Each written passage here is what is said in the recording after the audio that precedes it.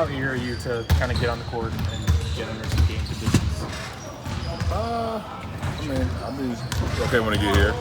I'm not overly excited. I'm excited always to get on the floor, but not overly excited because it's a preseason game. I'm just excited, more importantly, to see the good work we've been putting in this week and trying to implement that into as close to a game situation as possible.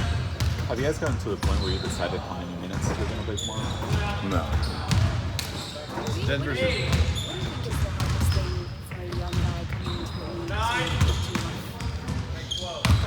what do I think the hardest thing for a young guy to learn coming? That's a good question. I think being efficient with your time.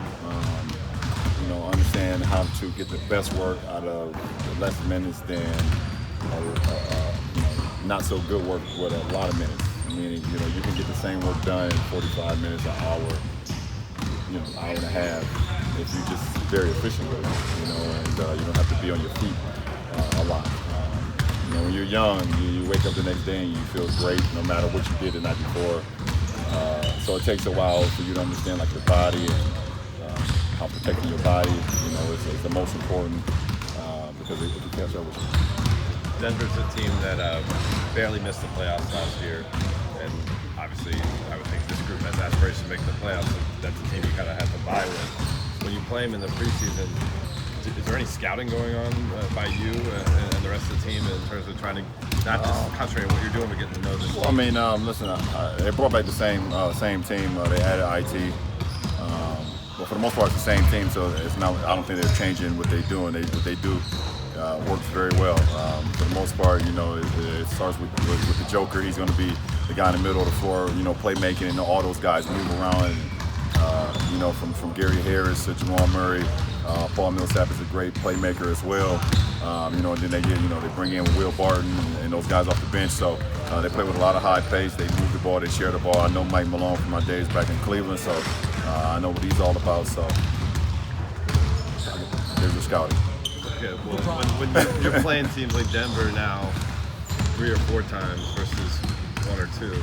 I don't know. I don't know, Dave.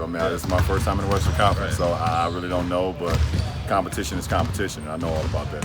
You've always had pretty good continuity from year to year with teammates. You play with a lot of the same guys year to year. What's it like for you just to have a completely new team, and what's the biggest adjustment? It's challenging. I'm not saying it's easy. It's challenging to learn a whole new group, but I love challenges. I like being around basketball minds and guys that want to work and guys that want to play ball. So it's been good energy in here this whole week.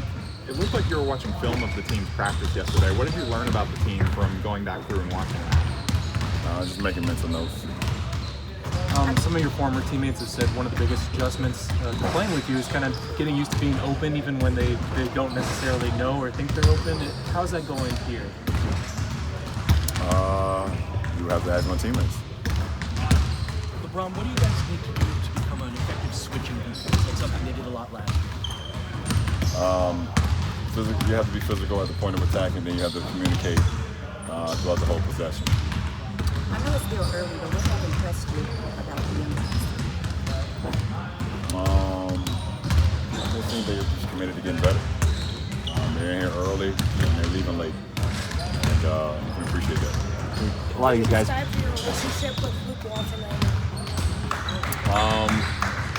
think it's a new relationship. It will be the same as if you met someone and you started a relationship with them in a week. What would be your relationship with someone if you had a relationship with them for a week? You're like, I'm still learning them. So, but it's off to a good start, I would say. A lot of these guys were in grade school when you started in the league and had your poster on their wall and everything. Was there any point when you first started coming into the gym where there was kind of that initial awe or excitement on their part that you saw? I don't know. That's, like I said, that's a question for those guys. But at the end of the day, they want to get better. But this organization and the guys that was here last year has accepted me with open arms, and I appreciate that. Is it important to you that it is business-like on their part and that they came in mentally kind of past that excitement? I think they knew from Magic and from Rob and from the coaching staff that this was going to be a different year for them mentally, no matter if I signed here or not. I think we all seen in the second half of the season how well they played and what they was able to do to get better. And then when I signed and we made some other signees and Rondo and Lance and all those guys, I think the message was clear that we want to play some good basketball and be professional like so this is a very respected organization. It's a very respected franchise, obviously from the start, and we want to get it back to that.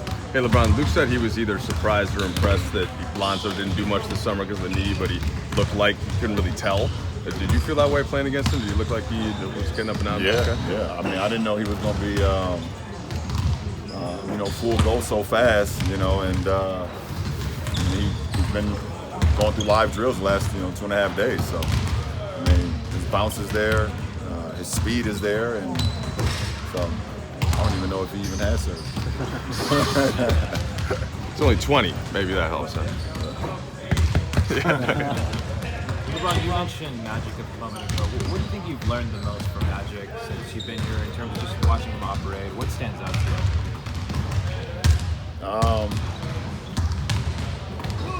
I think, listen, he was very close to Dr. Buss and what he built around here. Obviously, we all know that, the history. And for him to be back here, part of his organization, trying to put together, the fruition and the dreams and the product of what Dr. Buss is doing and now what Jeannie is doing. This is one of his goals. Could be even bigger than winning a championship him as a player. So to be here and to be along on that path with him is, like I said, it's greatly appreciated on my part. Did he express that too? To be bigger? No. Okay. No, that's just my fault. Does he mention Dr. Buss to you when he's speaking to you and the vision carrying forward? There's conversations. I don't believe so. No, I don't think so. LeBron, what impact does having a vertical threat like JaVale have on the pick and roll? It just puts pressure on the defense. And anytime you have a lob threat, a guy that can bounce like that, it puts so much pressure on the defense because you're always afraid of a lob threat, afraid of guys like DeAndre Jordan, JaVale McGee, guys who can get off a pick and roll, get down the floor, and be able to get up there. Excuse me, and get above the rim. So it's definitely beneficial to our team. Last question. Kuz was saying that he's been playing the 5 a little bit here in camp. What do you think is the biggest thing that someone would have to learn from moving up to the 4 to the 5? Well, we want to be a positionless team, and there's going to be times where we all play in different positions. So I think that's going to be the benefit of our ball club, and with Kuz at the 5, at the 4, at the 3. BI at the 1, 2, 3, 4, and 5. Myself at the 1, 2, 3, 4, 5 at times. We have a lot of guys that can play a lot of different positions. Bees can play 2, 3, 4, 5. So, we have a lot of guys that can play multiple positions. It's going to work well for our team. So, it's good. We just have to help rebound.